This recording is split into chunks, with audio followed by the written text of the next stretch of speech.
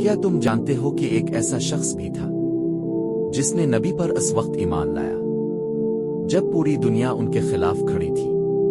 ایک ایسا دوست جس نے اپنا سب کچھ حتیٰ کہ اپنی جان بھی اسلام کے نام پر قربان کر دیا۔ یہ تھے حضرت ابو بکر صدیق رضی اللہ عنہ، اسلام کے پہلے خلیفہ اور رسول اکرم کے سب سے قریبی ساتھی۔ ابتدائی زندگی۔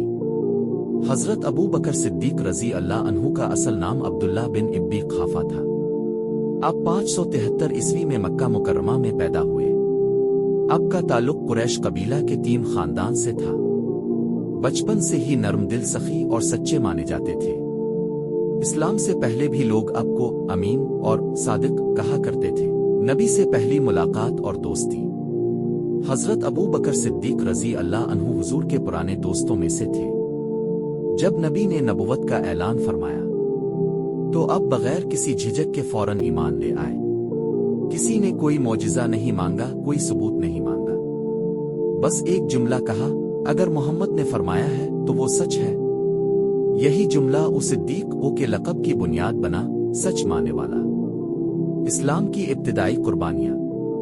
اسلام کے ابتدائی دنوں میں جب مسلمانوں پر ظلم بڑھا تو حضرت ابو بکر رضی اللہ عنہ نے اپنے مال و دولت سے کئی غلام آزاد کیے۔ ان میں سے ایک تھے حضرت بلال حبشی رضی اللہ عنہ۔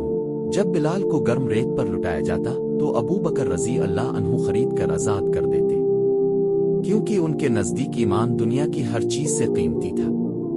ہجرت کا واقعہ۔ جب نبی کو مکہ سے مدینہ ہجرت کا حکم ملا تو آپ نے فرمایا، ابو بکر، مجھے اجازت ملی ہے ہجرت کی۔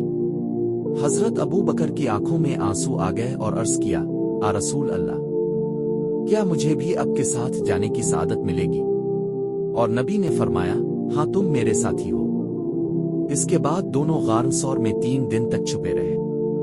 قرآن میں بھی اللہ نے اسی واقعے کو یاد دلایا جب نبی نے اپنے ساتھی سے کہا، غم نہ کرو، اللہ ہمارے ساتھ ہے۔ خلیفہ بننے کا واقعہ۔ نبی کے وصال کے بعد جب امت غم میں ڈوبی ہوئی تھی تب حضرت ابو بکر رضی اللہ عنہ نے امت کو سنبھالا۔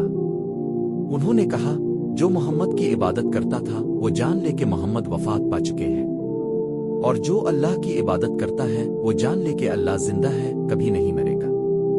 یہ جملہ امت کے بکھرے دلوں کو جوڑ گیا، اسی لیے انہیں اسلام کا پہلا خلیفہ مقرر کیا گیا۔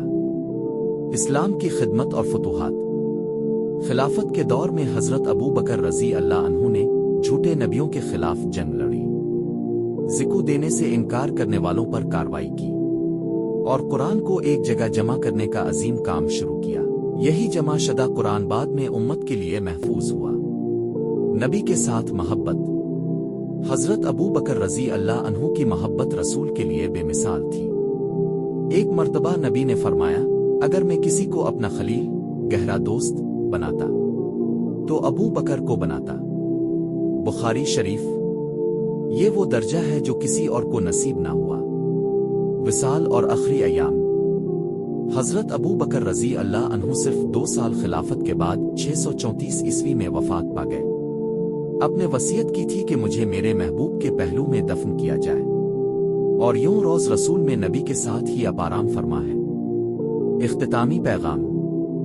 دوستوں، حضرت ابو بکر رضی اللہ عنہ کی زندگی ہمیں یہ سبق دیتی ہے کہ ایمان، محبت رسول اور قربانی، یہی کامیابی کا راستہ ہے۔